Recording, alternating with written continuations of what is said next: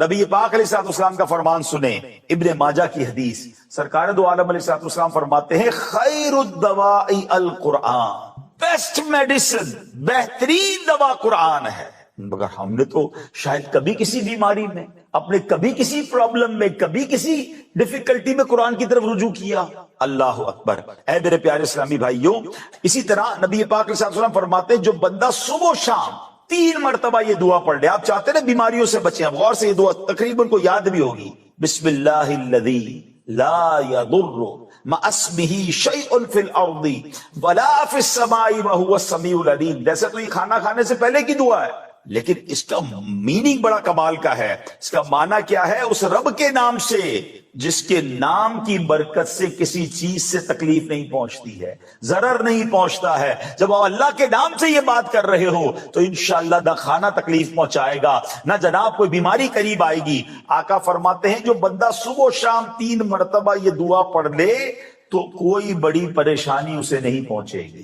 تو پڑھے تو صحیح نا، اللہ کے نام کی برکتیں، قرآن حدیث میں جو الفاظ آئے یہ بڑے کمال کے الفاظ ہیں، یہ سمجھیے یہ زبردست قسم کے فارمولے ہیں، لیکن ہمیں اللہ رسول کا نام اور ذکر و اذکار کو چھوڑ کر ہم دنیاوی اسباب کے پیچھے بھاگ رہے ہیں۔ حالانکہ یاد رکھیے دنیا کی دوائی جو ہے تھوڑی دیر کے لیے آپ کو ٹھیک کر سکتی ہے، بلکہ بعض اوقات ڈاکٹر کہتے ہیں بلڈ پریشر کی دوائی ساری زندگی کھانی پڑے گی، شوگر ہے تو یہ لینا ہی پڑے گا، یعنی وہ دوائی بیماری دور نہیں کر رہی، وہ بیماری کو روک رہی ہے، بڑھنے سے بچا رہی ہے۔ مگر سبحان اللہ، کلام اللہ وہ ہے کہ اگر بندہ عمل کرے اللہ کرم فرما دے تو بیماری جڑ سے ختم ہو جاتی ہے۔ اللہ اکبر۔ طبرانی شریف میں ہے، نبی پاک علیہ السلام فرماتے ہیں لا حول ولا قوت الا باللہ دواء من 99 داء ایسرها الہم۔ فرمایا جو لا حول ولا قوت الا باللہ پڑھے تو یہ وظیفہ 99 بیماریوں کی دوا ہے۔ آپ سے کتنی دیر لگتی ہے پڑھنے میں؟ اور پھر فرمایا جس پہ سب سے چھوٹی بیماری غم ہے۔ اچھا کون ہے جس کو غم نہیں ہے؟ تکلیفیں، غم، اگر غم دور کرنا ہے، فرمایا 99 میں سب سے چھوٹی بیماری غم ہے، تو پھر تو ہر غمگین کو لا حول ولا قوت الا باللہ پڑھتے رہنا چاہیے، اور یہ کمال کا وظیفہ ہے۔ ایک اور روایت میں ہے جو 100 مرتبہ لا حول ولا قوت پڑھے اسے کبھی تنگ دستی نہیں ہوگی۔ اگر بزنس کم ہوئے، جاب کا پرابلم ہے، اگر پیسے پورے نہیں ہو رہے تو لا حول ولا قوت الا باللہ یہ اپنا ورد بنا لیں، اور کم از کم 100 ٹائم ضرور پڑھا کریں، پھر اس کی برکتیں دیکھیں۔ اے میرے پیارے اسلامی بھائیوں، اسی طرح قرآن پاک کی مختلف صورتوں کے مختلف فضائل ہیں۔ اب جہاں قرآن پاک کی مختلف صورتوں کو کس طرح علماء نے بیان کیا ہے کہ سورہ فاتحہ 100 مرتبہ پڑھ کر جو دعا مانگی جائے قبول ہوتی، سورہ بقرہ کی تلاوت سے شیطان گھر سے بھاگ جاتا ہے، سورہ کہف کو ہمیشہ پڑھنے والا دجال کے فتنوں سے محفوظ رہے گا، والدین کی قبر پر ہر جمعے سورہ یاسین کی تلاوت کرنے سے اس کے حروف کی تعداد کے برابر پڑھنے والے کے گناہ بخش دیے جاتے ہیں، سورہ الدخان پڑھنے سے مشکل دور ہوتی ہے، جو مرنے کے قریب ہو، بعض اوقات آخری سکرات کا عالم ہوتا ہے، مرنے کا ٹائم اس کا قریب آ گیا، تو سورہ جاسیہ کا پڑھ کر دم کرنے سے ایمان پر موت نصیب ہوگی، سورہ حجرات اس کا پڑھنا اور دم کر کے پینا گھر میں خیر و برکت کے لیے مفید ہے، سورہ قاف وہ لوگ جن کے گارڈنز ہیں، جن کے کھیت ہیں، فرمایا سورہ قاف پڑھنے والے کا فائدہ کیا ہوگا کہ اس کی برکت سے باغ میں پھلوں کی کثرت ہوتی ہے، سورہ رحمان 11 بار پڑھنے سے تمام مقاصد پورے ہوتے ہیں، سورہ واقعہ جو شخص روزانہ پڑھے اسے فاقہ نہیں ہوگا، سورہ ملک ہر رات پڑھنے والا عذاب قبر سے محفوظ رہے گا، سورہ مزمل کو 11 بار پڑھنے سے مشکلیں آسان ہو جاتی ہیں، سورہ مدثر کو پڑھ کر حفظ قرآن کی دعا مانگنے سے قرآن کریم کا یاد کرنا آسان ہو جاتا ہے، بچے حفظ کر رہے ہوتے ہیں نا, قرآن کا سبق یاد نہیں ہو رہا ہوتا, تو دوبارہ بتاتا ہوں, جو کوئی سورہ مدثر پڑھے اس کے بعد اللہ سے دعا کرے کہ قرآن یاد ہو جائے, اس کا قرآن یاد کرنا آسان ہو جائے گا. کوئی مریض ہے, اس کے پاس سورہ مجادلہ پڑھے اور اس کا دم کرے, اللہ اس کو شفا عطا فرما دے گا. سورہ لیل اللہ اکبر پڑھنے سے ایلپسی کہ مریض کے کان میں دم کرے, انشاءاللہ اس کو دم میں اس کی اس بیماری میں شفا ہو جائے گی. سورہ رحمان لکھ کر پینا تلی کے مرض میں مفید ہے, اور سورہ نازعات پڑھنے کی برکت سے جان نکلنے کی تکلیف نہیں ہوتی. سورہ والضحیٰ کی برکت سے بھاگا ہوا آدمی واپس آ جائے گا. سورہ علم نشرہ پڑھ کر جس مال پر دم کر دیا جائے اس میں خوب خیر و برکت ہوتی ہے. سورہ تین مرتبہ پڑھنے سے اخلاق و کردار بہترین ہوتے ہیں. سورہ علق میں جوڑوں کے درد کا علاج ہے. بزرگ بیٹھے ہیں جن کے جوڑوں میں درد ہے, سورہ علق پڑھتے رہیں انشاءاللہ. سورہ قدر انا انزلناہ فی لیلۃ القدر, جو صبح و شام پڑھے اللہ اس کی عزت بڑھا دے گا. سورہ بینہ برس اور یرکان کا علاج ہے. جس آدمی یا جانور پر نظر لگ گئی ہو, سورہ عادیات کا دم اس کے لیے مفید ہوگا. سورہ قارعہ پڑھنے سے بلاؤں سے حفاظت رہتی ہے. سورہ تکاثر کو 300 بار پڑھنے سے انشاءاللہ بہت جلد قرض اتر جاتا ہے. کئی ایسے ہوں گے جو لون میں ہوں گے, ڈیٹ میں ہوں گے. سورہ آپ نے تکاثر 300 بار پڑھنی ہے. سورہ عصر پڑھنے سے غم دور ہوتے ہیں. سورہ حمزہ اور سورۃ الفیل دشمن کے شر سے حفاظت, اور سورہ قریش جان کی حفاظت کے لیے آزمودہ ہے. اگر کوئی بے اولاد ہے, اولاد چاہتا ہے, سورہ کوثر کی تلاوت کثرت سے کرے, اللہ اسے اولاد عطا فرما دے گا. اور سبحان اللہ, سورہ کافرون 1/4 قرآن کے برابر ہے, چوتھائی قرآن کے برابر ہے. اور سورہ اخلاص 1/3 قرآن پاک کے برابر ہے. تو اے میرے پیارے اسلامی بھائیوں, یہ میں نے چند قرآن کی سورتوں کے فضائل اور بینیفٹس آپ کو بیان کیے ہیں. پہلے ادھر ادھر بھاگنے کی بجائے جو مسئلہ ہوا ہے قرآن سے رجوع لائیں. قرآن کہتا ہے کہ قرآن شفا ہے. نبی پاک فرماتے ہیں دا بیسٹ میڈیسن, سب سے بہترین دوا قرآن ہے.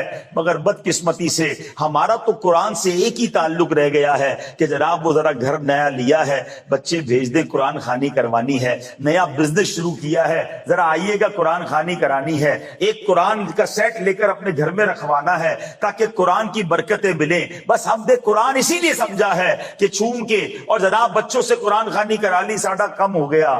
نہیں میرے پیارے اسلامی بھائیوں, قرآن میں کیا کیا خزانے ہیں, قرآن میں کیا کیا میسجز ہیں, قرآن میں ہمارے لیے کیا کچھ موجود ہے, ہمیں یہ حاصل کرنا ہوگا. اے میرے پیارے اسلامی بھائیوں, بعض اوقات ایسی مصیبتیں دور ہو جاتی ہیں. اب ذرا غور سے سنیے گا. حضرت مالک اشجعی رضی اللہ تعالیٰ عنہ, یہ صحابی رسول ہیں. ایک مرتبہ آپ کے بیٹے حضرت عوف بن مالک رضی اللہ تعالیٰ عنہ غیر مسلموں کے ہاں قید ہو گئے. اب سبحان اللہ, صحابہ کرام کو جب بھی کوئی ڈیفیکلٹی آتی تھی وہ سرکار دو عالم علیہ السلام کے پاس پہنچ جاتے, تو وہ وہاں حاضر ہوئے اور نبی پاک سے عرض کیا کہ حضور بیٹا گرفتار ہو گیا ہے. اب بتائیں, دشمنوں کے ہاتھ میں گرفتار ہو گیا ہے. سرکار دو عالم علیہ السلام نے کیا حل بتایا؟ فرمایا کسی طرح بیٹے کو یہ بات پہنچا دو کہ لا حول ولا قوت الا باللہ کثرت سے پڑھنا شروع کر دو. ہے دشمن کی قید میں, اس تک یہ پیغام پہنچاؤ کہ کسی طرح یہ پڑھنا شروع کر دے. اب اپنے بیٹے تک آپ نے یہ پیغام پہنچایا. اللہ اکبر, وہ بیڑیوں میں جکڑا ہوا تھا, دشمن کی قید میں تھا.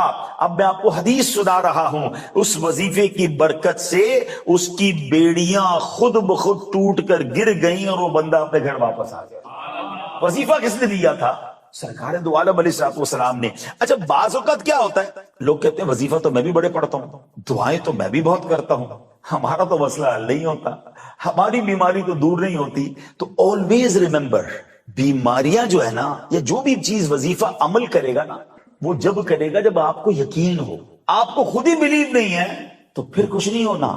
ہاں, علماء فرماتے ہیں کہ جو بندہ دعا کرتے وقت یہ سوچے نا پتہ نہیں قبول ہوگی کہ نہیں ہوگی, پھر بھی کر لیتا ہوں, فرمایا پھر دعا قبول نہیں ہونی. دعا قبول ہی اس کی ہونی ہے جو یقین کے ساتھ, یقین کامل کے ساتھ. وظائف کا بھی معاملہ یہی ہے, تعویذ کا معاملہ بھی یہی ہے کہ آپ جب عمل کریں اس کو یقین کے ساتھ کریں، تذبذب کے ساتھ نہیں. پھر دیکھیں کیسے غیب کے خزانوں سے مدد ہوتی ہے. سبحان اللہ. مجھے وہ واقعہ یاد آ گیا، بریلی کے تاجدار امام عشق و محبت اعلیٰ حضرت امام اہل سنت ایک بار حج پر جا رہے ہیں، سمندر میں طوفان آ گیا. ایسا طوفان آیا پانی کے جہاز میں کہ لوگوں نے کلمہ پڑھنا شروع کیا، بلکہ کفن پہن لی کہ اب جہاز کے پرخچے اڑ جائیں گے اور جہاز ڈوب جائے گا. اعلیٰ حضرت بڑے پرسکون تھے، والدہ بھی موجود تھی اس جہاز میں. آپ نے کہا اماں جی آپ نے گھبرانا نہیں ہے، میں اللہ کی قسم کھا کر کہتا ہوں جہاز کو کچھ نہیں ہونا. اچھا والدہ جانتی تھی بہت بڑے مفتی ہیں، ایسے کیسے کوئی قسم کھا سکتا ہے. اور تھوڑی دیر میں ایسے ہی ہوا کہ جہاز کام ڈاؤن اور بالکل سب چیزیں اسموتھ ہو گئی. والدہ نے کہا بیٹا یہ تو بتاؤ قسم کیسے کھا لی طوفان میں کچھ نہیں ہوگا؟ کہتے ہیں امی جان میں نے نبی پاک کی حدیث سنی ہے کہ پیارے آقا نے فرمایا جو کشتی پر سوار ہو اور یہ دعا پڑھ لے بسم اللہ مجریہا و مرساہا ان ربی لغفور الرحیم، وہ سمندر میں کشتی کبھی نہیں ڈوبے گی. جب نبی پاک نے فرمایا مجھے یقین تھا اس کشتی کو کچھ نہیں ہونا. یہ ایسا یقین بھی تو ہونا. ہم وظیفے بھی پڑھ لیتے کہتے ہونا تو کچھ نہیں، چلو پڑھ لیتے، پھر کچھ نہیں ہونا. یقین کے ساتھ اور قرآن اور اللہ کے نام کی برکتیں اور سبحان اللہ نبی پاک علیہ السلام خود دم فرمایا کرتے تھے. آج کل لوگ میں خود مانتا ہوں اس بات کو کہ بدقسمتی سے ایسے جھوٹے عامل آ گئے اور ایسے جھوٹے جناب انہوں نے کفریہ شرکیہ تعویذات لکھنا شروع کیے اور لوگوں کو ایسے کاموں میں لگا دیا کہ لوگ ان سے بدزن ہوئے. وہ ٹھیک ہے وہ غلط لوگ ہیں، مگر اس کا مطلب یہ نہیں کہ اللہ کا نام لے کے دم نہیں کرنا چاہیے. قرآنی آیات اور جناب اس کے تعویذات اور اس کے ذریعے دم کرنے تو نبی پاک سے ثابت، یہ صحابہ سے ثابت ہے اور یہ شفا کا انداز ہے. سنیے سرکار دو عالم علیہ السلام کا انداز کیا تھا. ہماری امی حضور بی بی عائشہ صدیقہ طیبہ طاہرہ رضی اللہ تعالیٰ عنہ فرماتی ہیں کہ رسول اکرم علیہ السلام کے اہل خانہ میں جب کوئی بیمار ہوتا تو میرے آقا علیہ السلام معوذات یعنی سورہ فلق اور سورہ ناس پڑھ کر اس پر دم کیا کرتے تھے. اب یہ دم کس سے ملا؟ سرکار دو عالم علیہ السلام سے مل گیا نا. اور سورہ فلق اور سورہ ناس تو کمال کی صورتیں ہیں، یہ اپنی آپ روٹین میں ڈال لیں کہ جب آپ کے گھر میں کوئی بیمار ہو آپ، بلکہ میں آپ کو مشورہ دیتا ہوں روزانہ صبح گھر سے نکلتے وقت اول آخر 3 بار درود پاک، 1 بار سورہ فلق اور 1 بار سورہ ناس پڑھیں، اپنے ہاتھوں پہ دم کریں اور پوری باڈی پر اپنے ہاتھ پھیر لیں. یہ انشاءاللہ آپ کا حصار ہو جائے گا نظر بد سے، جادو سے، اور انشاءاللہ بہت ساری پریشانیوں سے آپ بچے رہیں گے. اور اپنے بچوں کو بھی یہ عادت ڈالیں صبح بھی اور شام بھی. اور آپ خود دیکھیں کہ سرکار دو عالم علیہ السلام اپنے گھر میں اگر کوئی بیمار ہوتا تو سورہ فلق اور سورہ ناس پڑھ کر دم کیا کرتے. اسی طرح بخاری اور مسلم کی روایت سنیے جس کا خلاصہ کچھ یوں ہے کہ ایک مرتبہ 30 صحابہ کرام سفر پر تھے. راستے میں ایک مقام پر آ کر ایک شخص نے صحابہ کرام سے عرض کی کہ ہمارے سردار کو بچھو نے کاٹ لیا ہے، کیا آپ کچھ کر سکتے ہیں؟ ایک صحابی نے کہا ہاں میں دم کروں گا. سبحان اللہ، وہ صحابی رسول نے اس بچھو کے کاٹے بندے پر سورہ فاتحہ پڑھ کے دم کی، اللہ نے اسے شفا عطا فرما دی. سورہ فاتحہ یہ اللہ کے رازوں میں ایک سے راز ہے. ہاں یہ زبر سورہ شفا ہے. یہ جب موقع ملے آپ کو سورہ فاتحہ، جب آپ پانی پی رہے ہیں مثال کے طور پر گھر میں پانی پی رہے ہیں، آپ سورہ فاتحہ پڑھے دم کر کے پانی پیئیں، اپنے بچوں کو دم کر کے پانی پلائیں. ٹھیک ہے کسی نیک شخص سے دم کروانے کی الگ برکت ہے، مگر قرآن تو ہم بھی تو پڑھنا سیکھیں نا. تو اپنی زبان پر اپنے انداز میں قرآن و حدیث اور اوراد و اذکار کو لائیں. یہ زبردست پروٹیکشن ہے جو مسلمانوں کو حاصل ہے. مگر بدقسمتی سے آج ہر پرابلم میں ہمیں دنیا کا کوئی بندہ تو یاد آتا ہے، ہمیں قرآن یاد نہیں آتا، اللہ کا نام یاد نہیں آتا، وہ اذکار یاد نہیں آتے. اے میرے پیارے اسلامی بھائیوں، اب تعویذ کے بارے میں بھی سنیں. ہر بندہ بعض اوقات کچھ لوگ سارے تعویذ کو برا کہتے ہیں. میں نے کیا کہا؟ جو غلط تعویذ ہیں، جو غلط لوگ ہیں، جو ڈھکوسلے عامل ہیں، ان سے تو بچیں. ایک تو یہ بڑا پرابلم ہے کہ بندہ کہتا ہے یار 4 قسم کی مالائیں پہنی ہیں، 10 قسم کی انگوٹھیاں پہنی ہیں، بندہ کچھ بہت کمال کا پہنچا ہوا ہے، وہ کہیں اور پہنچا ہوا ہے، وہ اللہ کی بارگاہ میں نہیں پہنچا ہوا. جو شریعت پر عمل کرنے والا نہیں، وہ آپ کو کیا شفا دے گا اور اس سے آپ کو کیا فائدہ ہونا ہے؟ تو آپ پہلے یہ دیکھیں کہ آپ جس کو اللہ کا نیک بندہ سمجھ رہے وہ شریعت پر عمل بھی کر رہا ہے کہ نہیں. تو یہ بہت ضروری ہوتا ہے، ٹھیک ہے نا. بعض اوقات ایسے عامل بھی ملیں گے، بندہ کہ یار سارا دن بیٹھے بابا نماز تو پڑھی نہیں، کہ بابا جو ہے نا وہ فجر پڑھتے ہیں مکے میں، ظہر پڑھتے ہیں مدینے میں، اور لوگ کہتے ہیں بابا بڑی پہنچی ہوئی چیز ہے. بابا سے کہو نا کھانا بھی ادھر کھایا کریں، کھانا یہاں کھانا ہے انہوں نے کینیڈا میں بیٹھ کے، باقی ساری چیزیں باہر کرنی ہے. تو جو نماز نہیں پڑھ رہا، وہ شریعت پر عمل نہیں کر رہا، وہ آپ کو کیا فائدہ دے گا؟ تو یہ بات ہمیں یاد رکھنی ہے کہ ہمیں محبت بھی اسی سے کرنی کرنی ہے، فالو بھی اس کو کرنا ہے کہ جو اللہ رسول کی اطاعت کرنے والے ہوں۔ تو اب تعویذ کتنی کمال کی چیز ہے۔ کیسر روم کے بادشاہ نے حضرت فاروق اعظم کو لکھا کہ مجھے دائمی درد سر کی شکایت ہے، ہمیشہ پین رہتا ہے میرے سر میں، اگر آپ کے پاس کوئی دوا ہو تو بھیج دیں۔ حضرت عمر فاروق رضی اللہ عنہ سے ایک ٹوپی بھیج دی، وہ ٹوپی پہنتا، اس کا سر کا درد ٹھیک ہو جاتا، جیسے ہی ٹوپی اتارتا اس کو درد ہونا شروع ہو جاتا۔ اب وہ حیران ہوا جب اس نے ٹوپی کو ادھیڑا کہ اس میں راز کیا ہے، تو دیکھا کہ ایک کاغذ تھا جس پر بسم اللہ الرحمن الرحیم لکھا ہوا تھا۔ میرے رب کے کلام کی کیا بات ہے، میرے رب کے نام۔ ایکچولی اگین اگر آپ یقین کے ساتھ اللہ کے نام کی برکت لینا چاہیں، سبحان اللہ، بسم اللہ الرحمن الرحیم کے الگ فضائل ہیں، سورہ فاتحہ کی الگ برکتیں ہیں، اور سبحان اللہ سورہ فلق اور سورہ ناس کے الگ سبحان اللہ شان ہے، تو اس کی برکتیں ہم حاصل کر سکتے ہیں۔ درود پاک پڑھنے کے بے شمار فضائل و برکات ہیں۔ میرے آقا مدینے والے مصطفیٰ صلی اللہ تعالی علیہ وسلم کا فرمان عالی شان ہے، صلاتکم علی محرزۃ لدعائکم ومرضات لربکم وزکاۃ لاعمالکم۔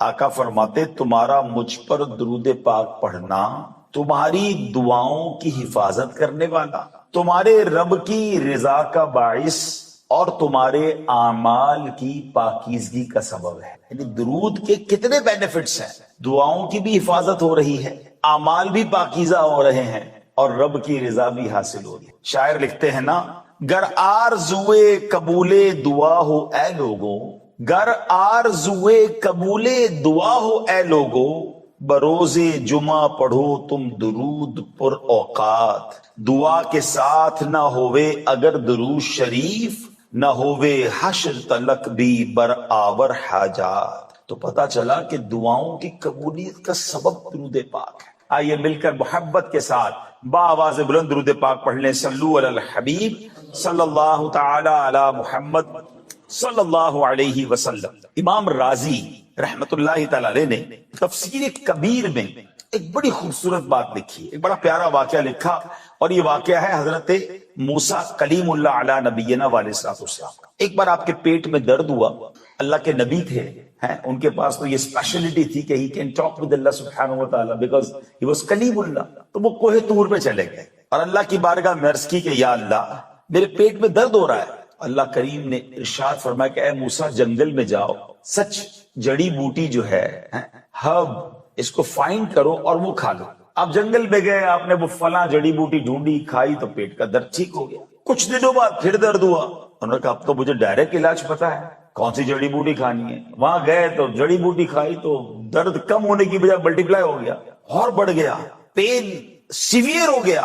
اب اللہ کی بارگاہ میں کوہ طور پر گئے، مولا پچھلی بار جو جڑی بوٹی تو نے بتائی تھی وہی کھائی، پچھلی بار درد ٹھیک ہو گیا، اس بار ٹھیک نہیں ہوا۔ اللہ اکبر۔ رب کریم نے ارشاد فرمایا کہ اے موسیٰ پہلی بار تم میرے حکم سے گئے تھے، شفا دینا تو میرا کام ہے نا، میں نے حکم دیا تھا، وہاں گئے، وہاں میری مشیت شامل تھی، اس لیے اس جڑی بوٹی سے تمہیں شفا مل گئی۔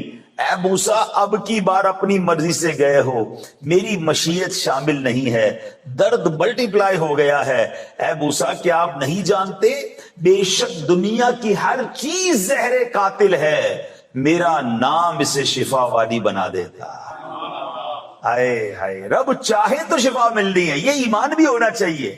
ہمارا جو بلیف ہے نا اللہ کریم پر، ہمیشہ یہ ہونا چاہیے دوائی میں شفا نہیں ہے، شفا دینے والا رب ہے، وہ رب شفا عطا فرمائے گا تو اس نے دوائی میں شفا دینی ہے، اور میرا رب چاہے نا تو بغیر دوائی کے شفا دینے پر قادر ہے۔ آپ کے سامنے بھی ہوا ہوگا، بعض اوقات ڈاکٹر کہتے ہیں very perfect, every report is clear, کوئی بندے میں مسئلہ نہیں، سپر فٹ، 2 دن بعد بستر پر انتقال ہو جاتا ہے۔ بندہ کہتا ہے ساری رپورٹ ٹھیک تھی، اس کو کیا ہو گیا؟ اور کسی کے بارے میں ڈاکٹر کہتے ہیں 10 دن سے زیادہ زندہ نہیں رہے گا، اور بعض اوقات وہ 2 سال گزارے جاتے ہیں۔ اس کا مطلب ڈاکٹر کا ماننا اور ہے، وہ اپنی کیلکولیشن چلاتے ہیں، مگر شفا دینے والا، زندگی دینے والا، موت دینے والا وہ رب عز و جل ہے۔ اور یہاں ایک اور بات ہمیں سیکھنے کو مل رہی ہے کہ ہمیں اللہ کریم پر اس قدر یقین ہونا چاہیے، پھر انشاءاللہ چیزوں میں شفا آ جاتی ہے۔ آج میں ایک کمال کی شفا آپ کو بتانا چاہتا ہوں. بیماریاں بھی ہوتی ہیں، پریشانیاں بھی ہوتی ہیں، تو ہم نارملی جب بھی ہمارے ساتھ کوئی پرابلم ہوتی ہے نا، بیماری آئی، فوراً رجوع کیا کرتے ہیں؟ ڈاکٹر کے پاس چلنا. کوئی کیس ہو گیا، مسئلہ ہو گیا، وکیل کے پاس چلنا ہے. کوئی اور پرابلم ہو گیا، کسی ریسورسفل پرسن کے پاس جانا ہے. سب سے پہلے دنیا کے لوگ یاد آتے ہیں. مسلمان کو سب سے پہلے اللہ یاد آنا، سب سے پہلے دعا کرنی چاہیے. حضرت موسیٰ ڈاکٹر کے پاس نہیں گئے تھے، وہ اللہ کے پاس گئے تھے. آپ صحابہ کرام کے واقعات تو پڑھیں یار. ہیں حضرت ابو قتادہ کی آنکھ باہر آ گئی، کسی ڈاکٹر کے پاس نہیں گئے، رسول پاک علیہ السلام کے پاس گئے. ٹھیک ہے، تو یعنی ہم پرابلم میں اللہ رسول کی طرف رجوع بعد میں لاتے ہیں. جب ڈاکٹر منع کر دیں، جب وکیل منع کر دے، پھر کہتے ہیں چلو اب دعا کریں. بھائی پہلے دعا کریں نا، پہلے اللہ کی طرف رجوع لائیں. اور قرآن ہمیں یہ بار بار بتا رہا ہے. سبحان اللہ. اب میں اسپیشلی اگر بیماریوں کی بات کروں، اللہ کریم قرآن مجید میں ارشاد فرماتا ہے وَنُنَزِّلُ مِنَ الْقُرْآنِ مَا هُوَ شِفَاءٌ وَرَحْمَةٌ لِّلْمُؤْمِنِينَ. قرآن یہ اناؤنس کر رہا ہے، اور ہم قرآن میں وہ چیز اتارتے ہیں جو ایمان والوں کے لیے شفا اور رحمت ہے. ایک اور جگہ قرآن کیا فرماتا ہے؟ قُلْ هُوَ لِلَّذِينَ آمَنُوا هُدًى وَشِفَاءٌ. تم فرماؤ وہ ایمان والوں کے لیے ہدایت اور شفا ہے. حضرت عبداللہ ابن عباس رضی اللہ عنہما مفسر قرآن کا علم جاننے والے کیا فرماتے ہیں؟ قرآن کریم ہر مرض سے نجات دینے والا ہے. قرآن میں ہر مرض سے شفا موجود ہے. مگر قرآن کی طرف کون بیماری میں رجوع لاتا ہے؟ یار قرآن پڑھ کر قرآن سے شفا حاصل پہلے کی جائے، جب قرآن کہہ رہا ہے قرآن میں شفا ہے. بسم اللہ الرحمن الرحیم. ایک آیت، اس کا کمال ہی اور ہے، اس کے راز ہی اور ہیں، اس کے اسرار ہی اور ہیں. قرآن پاک کی تو شان ہی نرالی ہے. مگر آج فقط کچھ باتیں میں آپ کو اللہ کے اس مبارک کلام کی اس ایک آیت کے رموز، اسرار، سیکرٹس، فضائل سنے تو عقل حیران ہو جاتی ہے.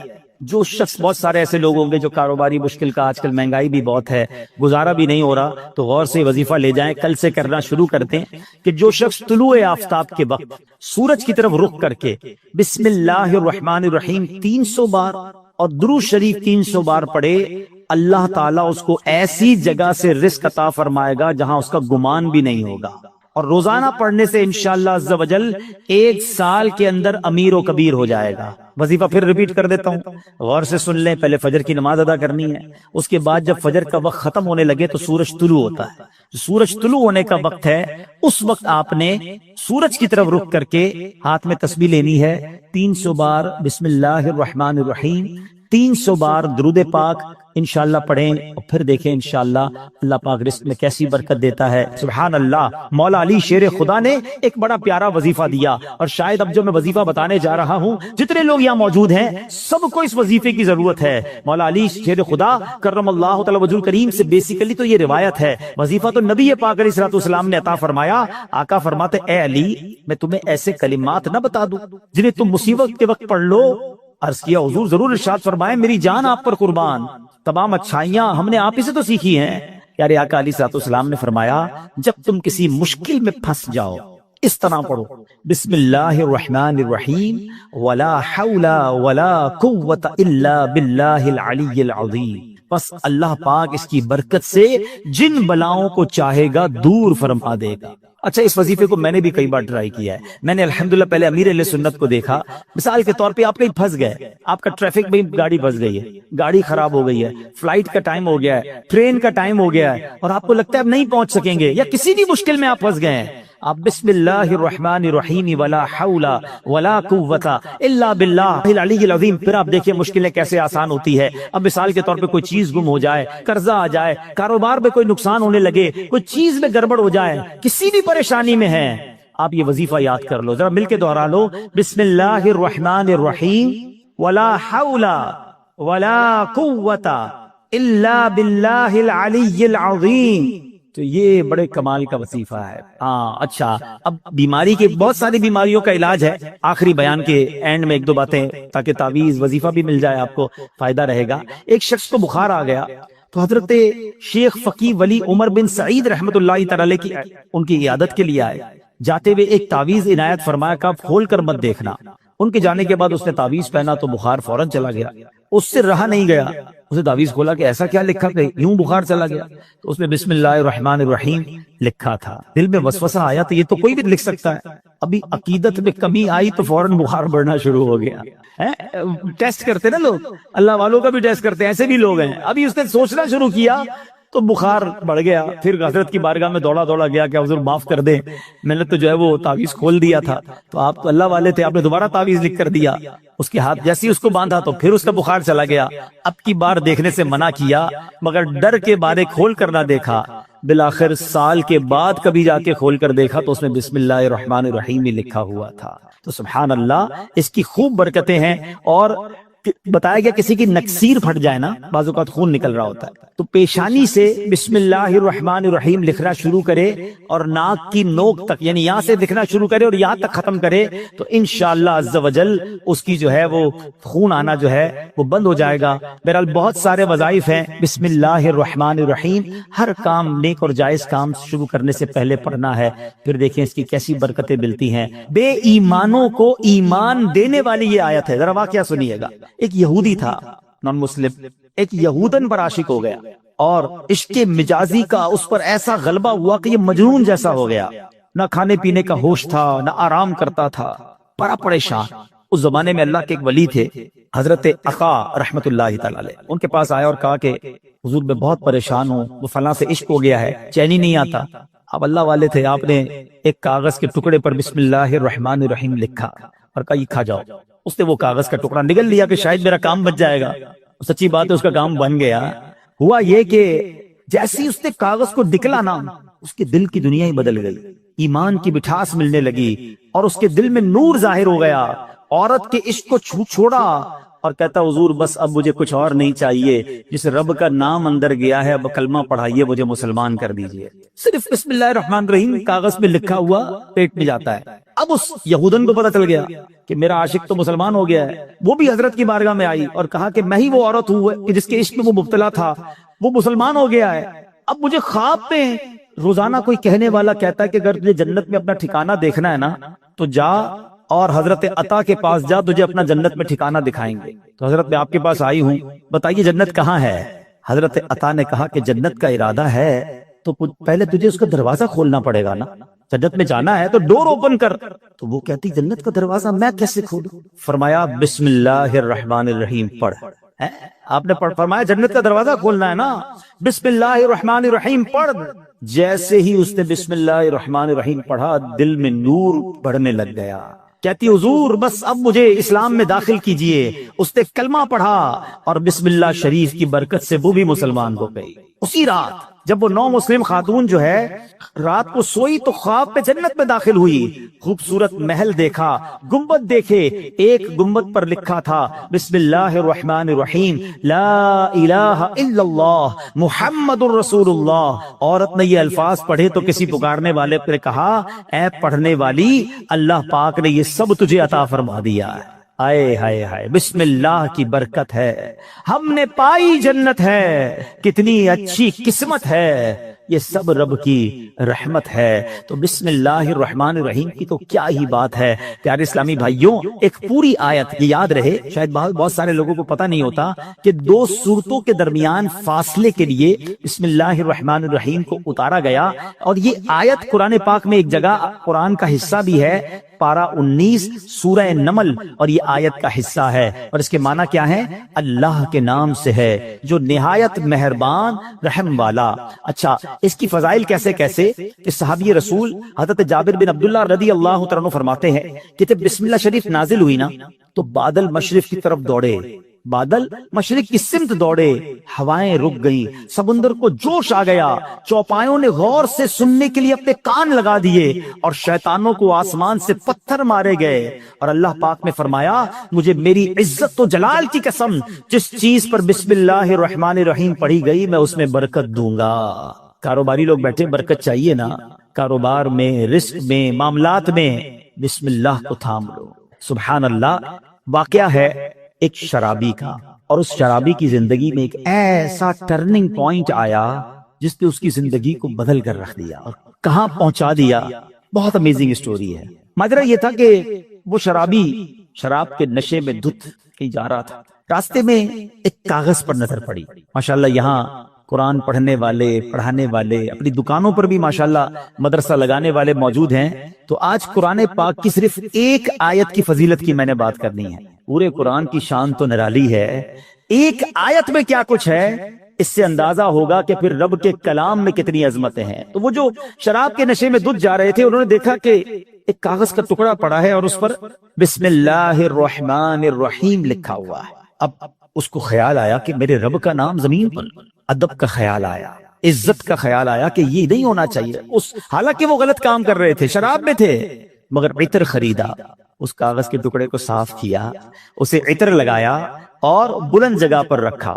اس کے بعد وہ اپنے کام میں مگن ہو گئے. اسی رات ایک بزرگ کو خواب میں زیارت ہوئی کہ جاؤ میرے اس بندے کو جا کر کہو کہ تم نے میرے نام کو پاک اور صاف جگہ پر رکھا، بلند جگہ پر رکھا، ہم تمہارے نام کو بھی بلند کریں گے. اب بزرگ اس بندے کو جانتے تھے کہ وہ تو شرابی ہے. شرابی کے لیے یہ پیغام کیسے ہو سکتا ہے؟ تو کہتے لگتا ہے خواب میں کوئی غلط فہمی ہوئی، دوبارہ سو گئے. دوبارہ سوئے تو پھر دوسری بار یہی پیغام. پھر سوچا نہیں اس بندے کے لیے پیغام نہیں ہو سکتا. تیسری بار خواب میں یہی پیغام دیا گیا. اب وہ بزرگ تلاش کرنے نکلے کہ وہ کدھر ہے شراب پینے والا. ڈھونڈتے ڈھونڈتے جب پتا چلا اس وقت بھی وہ شراب کی محفل میں ہی بیٹھے ہوئے تھے. آواز دی کہ باہر آئیے. وہ تو شراب کے نشے میں مست، تو کسی کو بھیجا کہ جاؤ کہو تمہارے لیے پیغام آیا ہے. کہ میرے لیے کون پیغام لایا ہے؟ بہرحال پوچھو کس کا پیغام لائے ہو؟ جو بزرگ شراب کھانے کے باہر کھڑے تھے نا، اندر جا کر اسے بتا دو اللہ کا پیغام لایا. اب جب یہ سننا تھا تو جھرجھری سی آ گئی. کھڑے ہوئے، باہر آئے، اور جب یہ بات بزرگ نے بتائی کہ مجھے تو نہیں پتا تم نے کیا کیا ہے، 3 بار خواب میں مجھے یہ کہا گیا کہ تمہیں بتا دوں تم نے رب کے نام کو جو تعظیم کی ہے، بسم اللہ الرحمن الرحیم کو معطر کیا، اسے بلند جگہ پر رکھا ہے، مجھے یہ پیغام ملا ہے کہ تمہیں بھی تمہارے نام کو بلندی دی جائے گی، تمہیں عزت اور مرتبہ دیا جائے گا. جب یہ سنا کہ میں شراب کے نشے میں دھت اور میرا رب مجھ پہ اتنا مہربان، اس بندے نے توبہ کی، اللہ سے معافی مانگی اور عبادتوں میں لگ گئے. اے میرے پیارے اسلامی بھائیوں، یہ انقلاب جو شراب کے نشے میں دھت شخصیت کو اللہ کا ولی بنا گیا، یہ کون تھے؟ یہ کوئی اور نہیں، حضرت بشر حافی رحمت اللہ تعالی علیہ تھے. یہ زمانے کے ولی بنے. حافی کہتے ہیں ننگے پیر رہنے والے کو. آپ معرفت الہی اور اللہ کی یاد میں اتنے گم رہنے لگے کہ آپ چپل ہی نہیں پہنتے تھے.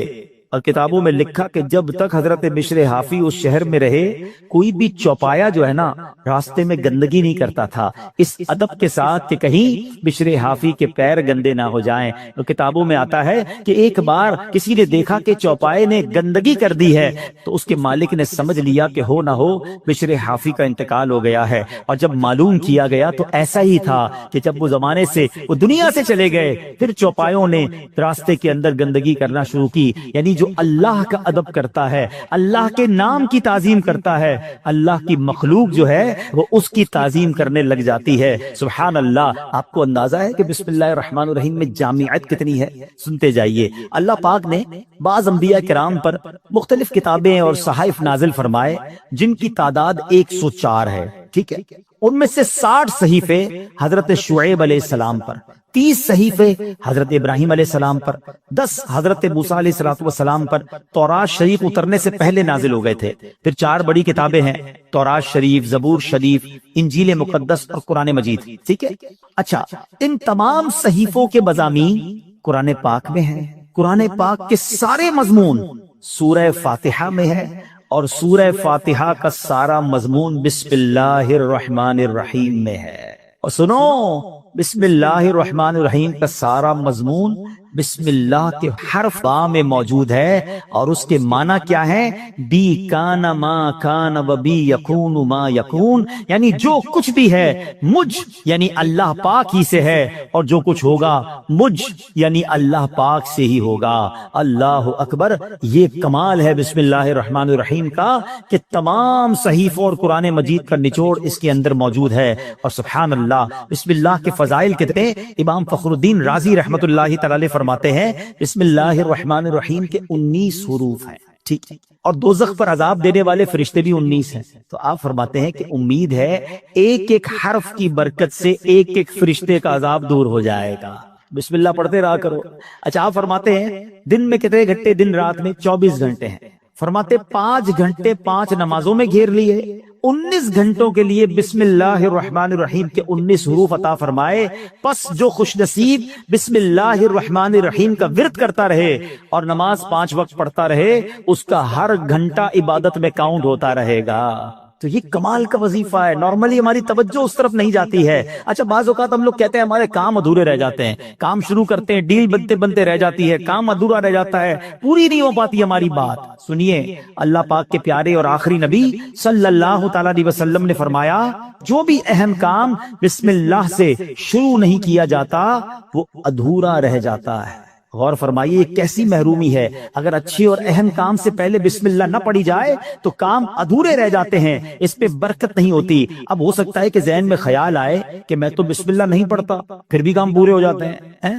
اس کا جواب یہ ہے کہ کام کا بظاہر پورا ہو جانا اور بات ہے اور اس میں برکت کا نہ ہونا اور۔ مثلا کسی نے بغیر بسم اللہ کے کھانا کھایا، کھانا پیٹ میں بھی گیا، پیٹ بھر بھی گیا، لیکن اب اس میں برکت اسے حاصل نہیں ہوگی، کھانا پوری طرح ہضم نہیں ہوتا، یا بعض اوقات جزوِ بدن نہیں بنتا، بہت ساری جناب اس میں پرابلم رہتی ہیں۔ تو بہرحال ہمیں جو ہے بسم اللہ شریف کا ورد کرنا چاہیے، اور ایسے ایسے واقعات اس کے فضائل میں کتابوں میں لکھے۔ امیر اہل سنت نے اپنی شورۂ آفاق کتاب فیضان سنت میں ایک کمال کا واقعہ لکھا کہ ایک مبلغ جو ہے، ایک داعی جو ہے بسم اللہ کے فضائل بیان کر رہے تھے، ایک غیر مسلم عورت بھی بیٹھی تھی، تو لڑکی نے سنا کہ بسم اللہ کی اتنی فضیلت ہے، اب اس نے جناب اسلام قبول کر لیا۔ اب اس کی زبان پر ہر وقت بسم اللہ رہتا تھا، تو اب جو اس کا والد تھا نا غیر مسلم تھا، وہ بڑا غصے میں آیا، طرح طرح کی تکلیفیں دینے لگا کہ کسی طرح اپنی بیٹی کو جو ہے وہ تکلیف دے کر اسلام سے پھیر لے، اور اگر نہیں مانتی تو اب اس پر کوئی الزام لگائے تاکہ یہ قتل کر دی جائے۔ تو لڑکی کا باپ جو بادشاہ کا وزیر تھا، ایک دن اس نے شاہی مہر والی انگوٹھی اپنی بیٹی کو رکھنے کے لیے دی۔ بیٹی نے انگوٹھی دی اور بسم اللہ الرحمن الرحیم کہہ کر انگوٹھی پہلے وصول کی، بسم اللہ الرحمن الرحیم پڑھ کر، اور اس کے بعد اس نے بسم اللہ الرحمن الرحیم پڑھ کر جیب میں ڈال دی۔ رات کو جب وہ سوئی تو والد نے انگوٹھی جیب سے نکالی اور دریا میں ڈال دی کہ اب صبح جب انگوٹھی نہیں ہوگی اس کو پکڑا دوں گا اور یہ ماری جائے گی۔ تو اب جیسے ہی وہ انگوٹھی دریا میں ڈالی، اللہ کا کرنا ایسا ہوا کسی مچھلی نے وہ انگوٹھی کو نگل لیا۔ صبح کو ایک شکاری نے جال ڈالا، اتفاق سے وہی مچھلی جال میں آ گئی، اس نے لا کر وہی مچھیرے نے اسی وزیر کو وہ مچھلی لا کے تحفے میں دی۔ وہ وزیر جو ہے اپنی بیٹی کو مچھلی دیتا ہے کہ بیٹی اس کو پکاؤ، تو بیٹی نے بسم اللہ الرحمن الرحیم پڑھ کر جو ہے وہ مچھلی کو کھولا، اس کو چاک کیا، اندر وہی انگوٹھی موجود، پھر بسم اللہ پڑھی اور انگوٹھی اپنے پاس رکھ لی۔ والد صاحب نے ناشتے کے بعد کہا بیٹی وہ انگوٹھی کدھر ہے؟ بسم اللہ پڑھ کر وہ انگوٹھی واپس کر دی کہ یہ انگوٹھی واپس آ گئی۔ اللہ اکبر! اب باپ حیران کہ یہ کیسے ہوا؟ تو اس نے کہا میں نے تو کوئی بھی کام جو بھی کیا اللہ کے نام سے شروع کرتی گئی، رب نے مشکل سے نکال دیا۔ ہمارا پرابلم یہی ہے، ہم بہت ساری فضول باتیں کرتے ہیں، اللہ کا ذکر نہیں کرتے، اللہ کا نام نہیں لیتے، اپنے ہر جائز کام سے پہلے بس عادت بنا لو بسم اللہ الرحمن الرحیم، بسم اللہ الرحمن الرحیم، پھر آپ اس کی انشاءاللہ برکتیں دیکھیں گے۔ سبحان اللہ! یہ جو ہم کھانا کھاتے ہیں نا، اس کے بارے میں آتا ہے کہ کھانے سے پہلے پیارے آقا علیہ الصلوۃ والسلام فرماتے ہیں کہ جس کھانے پر بسم اللہ نہ پڑھی جائے وہ کھانا شیطان کے لیے حلال ہو جاتا ہے، یعنی بسم اللہ نہ پڑھنے کی صورت میں شیطان اس کھانے میں شریک ہو جاتا ہے۔ ایک بار کیا ہوا کہ حضرت ابو ایوب انصاری فرماتے ہیں کہ ہم نبی پاک کے ساتھ حاضر تھے، کھانا پیش کیا گیا، ابتدا میں بڑی برکت ہو رہی تھی کھانے میں، اور تھوڑی دیر ہوئی تو بڑی بے برکتی شروع ہو گئی۔ تو ہم نے عرض کی یا رسول اللہ صلی اللہ تعالی علیہ وسلم ایسا کیوں ہوا؟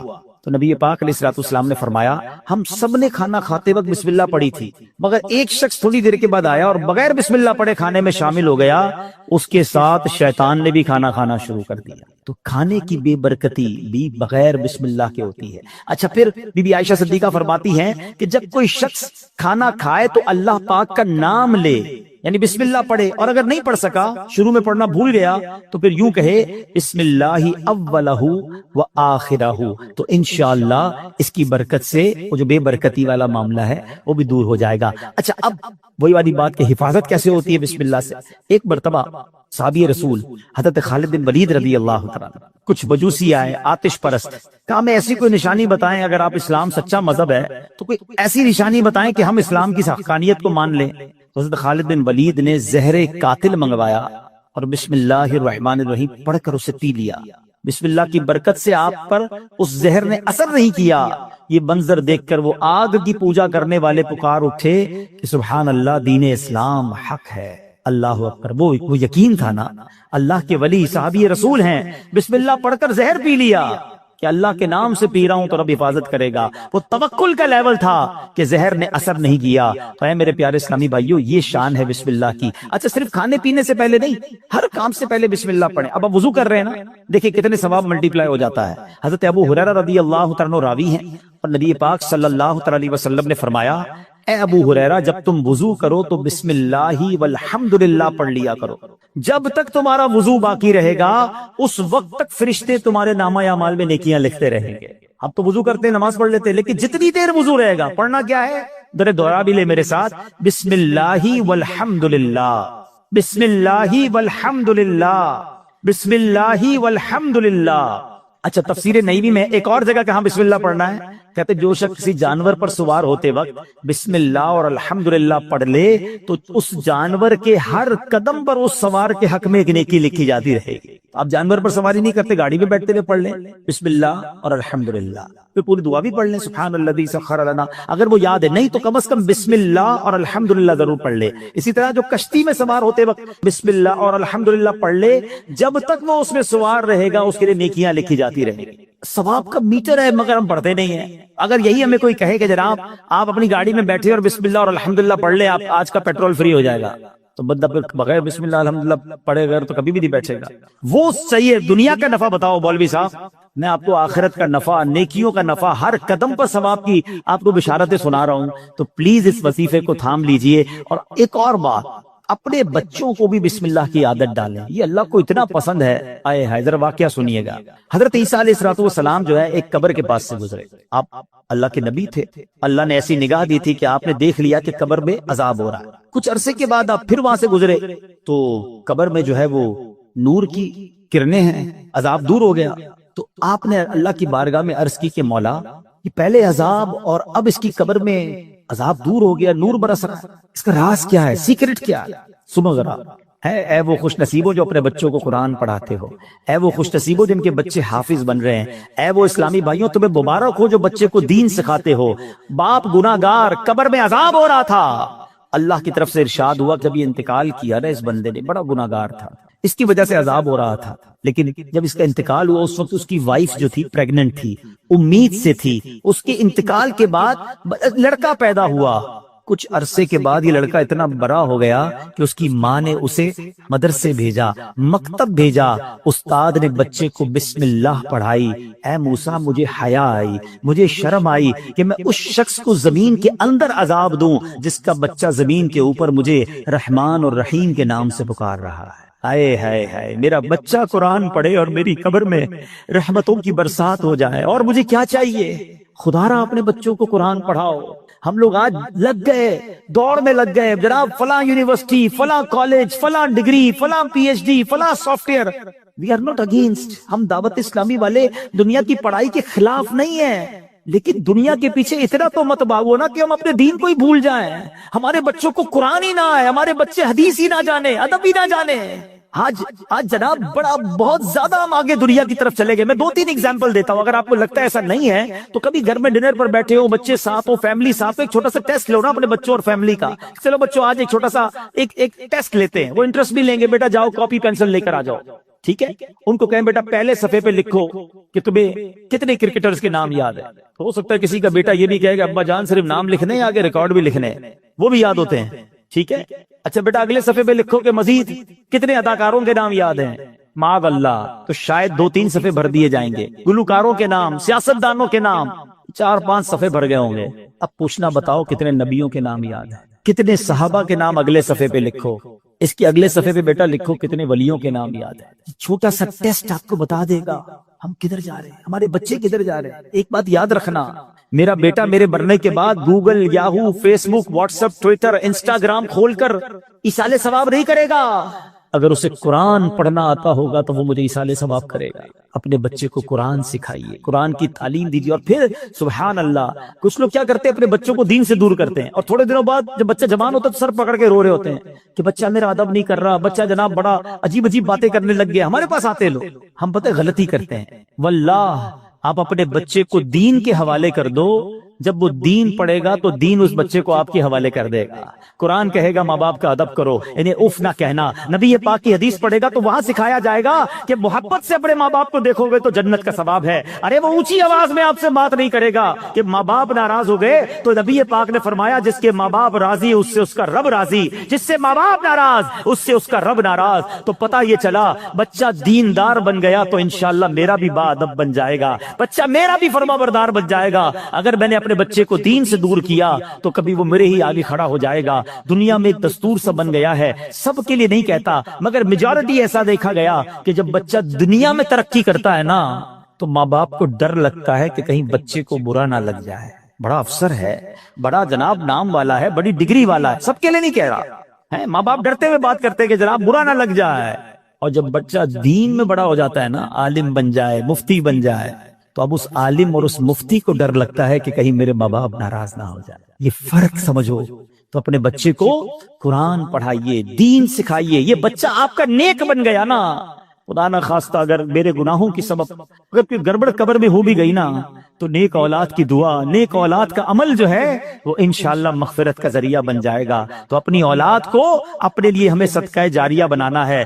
اب سوچو بسم اللہ الرحمن الرحیم میں اتنی برکت ہے تو پورے قرآن کا کیا عالم ہوگا۔ مبارک ہو انہیں جو قرآن پاک پڑھنے والے ہیں، پڑھانے والے ہیں۔ آپ کو ایک اور فضیلت سنا دوں، دنیا میں آپ نے بہت پیارے پیارے پھل دیکھے ہوں گے، فروٹس، اور تقریباً سبھی کو فروٹس پسند ہوتے ہیں۔ کئی پھلوں کا ذکر قرآن مجید میں بھی موجود ہے، اور دنیا میں جائیں ٹریول کریں تو ہر ملک کی ایک خاص بات ہوتی ہے کہ فلاں پھل جو ہے وہ فلاں ملک میں پایا جاتا ہے۔ مگر آج جس قسم کے پھل کی میں بات کرنے جا رہا ہوں، ایسا پھل شاید دنیا میں آپ نے کہیں نہیں دیکھا ہوگا۔ مسلمانوں کے چوتھے خلیفہ مولا کائنات حضرت علی المرتضی شیر خدا کرم اللہ تعالی وجہ الکریم فرماتے ہیں کہ اللہ پاک نے جنت میں ایک درخت پیدا فرمایا ہے۔ اب وہ درخت کیسا ہے؟ فرمایا جس کا پھل سیب سے بڑا، انار سے چھوٹا، مکھن سے زیادہ نرم اور شہد سے بھی میٹھا ہے۔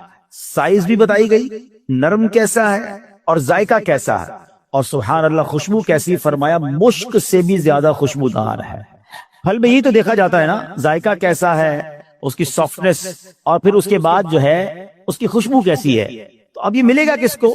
لیکن فرماتے ہیں درخت ایسا ہے کہ اس کی شاخیں تر موتیوں کی ہیں، تنے سونے کے ہیں، اور پتے زبرجد کے ہیں۔ ہائے ہائے، یہ درخت بھی دیکھنے والا، پھل بھی دیکھنے والا، منہ میں پانی آ رہا ہے۔ اب ملے گا کس کو؟ سنو، مولا علی شیر خدا کرم اللہ تعالی وجہ الکریم فرماتے ہیں اس درخت کا پھل وہی کھا سکے گا جو نبی پاک صلی اللہ تعالی علیہ وسلم پر کثرت سے درود پاک پڑھنے والا ہوگا۔ آئے ہائے ہائے، سبحان اللہ سبحان اللہ۔ یہ ہے درود پاک، وہ تو نہایت سستا سودا بیچ رہے ہیں جنت کا، وہ تو نہایت سستا سودا بیچ رہے ہیں جنت کا، ہم مفلس کیا مول چکائیں، اپنا ہاتھ ہی خالی ہے۔ اللہ اکبر، درود پاک تو جنت میں لے جانے والا وظیفہ ہے۔ بلکہ میں ایک بات کہوں کہ ذرا ایک بار کبھی اکیلے میں بیٹھ کر اگر آپ سے میں سوال کروں کہ آپ کیا چاہتے ہیں، آپ کی ڈیزائرز کیا ہیں، آپ کی خواہشیں کیا ہیں، نوٹ کریں۔ دنیا میں کیا چاہیے ایک مسلمان کی حیثیت سے، مرتے وقت آپ کیا چاہتے ہیں، اچھا قبر میں کیا چاہتے ہیں، اور جب محشر کے دن اٹھیں تو وہاں آپ کیا چاہتے ہیں، ایک بار لکھ لیں اس کو۔ اب میں آپ کو کئی حدیثوں کا نچوڑ پیش کرنے جا رہا ہوں، بہت ساری حدیثیں ہیں، اس کا عطر پیش کر رہا ہوں، اور غور سے سنتے جائیے، اور ہو سکے تو ہر جملے کے بعد سبحان اللہ کہتے جائیے، طبیعت ہری بھری ہو جائے گی۔ اگر آپ چاہتے ہیں کہ آپ کے کاروبار میں رزق میں برکت ہو جائے تو درود پاک پڑھیے۔ آپ چاہتے ہیں آپ کی بیماری دور ہو جائے، آپ درود پاک پڑھیے۔ آپ چاہتے ہیں آپ کی ٹینشن دور ہو جائے، آپ درود پاک پڑھیے۔ آپ چاہتے ہیں آپ کی عزت میں اضافہ ہو جائے، آپ درود پاک پڑھیے۔ اور سنیں، آپ چاہتے ہیں مرتے وقت کلمہ نصیب ہو اور نبی پاک کا دیدار ہو جائے، آپ درود پاک پڑھیے۔ آپ چاہتے ہیں قبر میں نبی پاک کا جلوہ نصیب ہو جائے، آپ درود پاک پڑھیے۔ سنیے، محشر کے دن نبی پاک کے پرچم تلے اٹھنا چاہتے ہیں تو درود پاک پڑھیے۔ آقا کے پیچھے پیچھے جنت میں جانا چاہتے ہیں تو درود پاک پڑھیے۔ اور سنو سنو، نبی پاک کا دیدار کرنا چاہتے ہیں تو درود پاک پڑھیے۔ مدینے جانا چاہتے ہیں اور بار بار جانا چاہتے ہیں تب بھی درود پاک پڑھیے۔ اب مجھے بتاؤ کچھ رہ گیا ہے اور کوئی چیز باقی رہ گئی ہے جو دنیا میں چاہیے تھی، مرتے وقت چاہیے تھی، مرنے کے بعد چاہیے تھی؟ کاروبار بھی اچھا ہو جائے، رزق میں برکت ہو جائے، ٹینشنیں دور ہو جائیں، ذلیل نہ ہوں، عزتیں بڑھ جائیں، کلمہ مل جائے، میں نبی پاک کا دیدار ہو، جب تک زندہ رہوں مدینے جاتا رہوں، اور خواب میں آقا کی زیارت بھی ہو جائے، پھر نبی پاک جنت میں ساتھ لے جائیں، پھر بچتا کیا ہے؟